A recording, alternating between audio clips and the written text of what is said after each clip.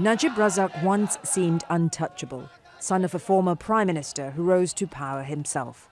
But he has since fallen from grace, charged with corruption, money laundering and criminal breach of trust over accusations of stealing billions from a state investment fund called 1MDB. More than $680 million, which the US Department of Justice says can be traced back to 1MDB, was deposited into Najib's bank account. In an exclusive interview with Al Jazeera's 101 East, Najib denies any wrongdoing. They kept on accusing me of receiving a huge sum of money, but they forgot to mention that the bulk of the money was returned 4 months after the general election. I mean, there are 6 investigations going on around the world into corruption related to 1MDB.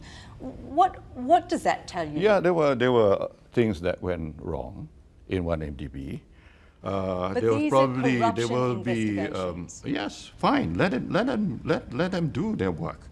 We want to know where the monies flowed to, who benefited, who really benefited from the whole 1MDB issue. Najib's claims of innocence do not surprise analysts.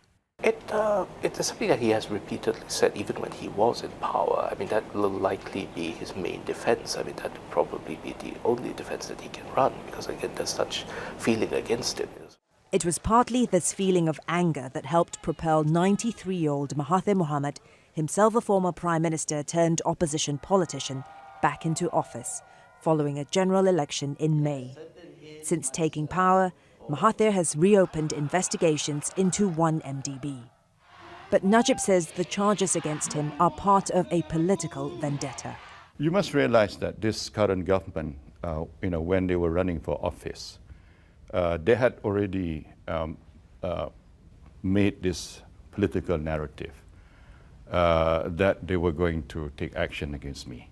Najib Razak maintains he's done nothing wrong and has pleaded not guilty to all charges. His trial is due to begin in February. Najib has said that the trial will afford him an opportunity to clear his name. Florence, Looi, Al Jazeera, Kuala Lumpur.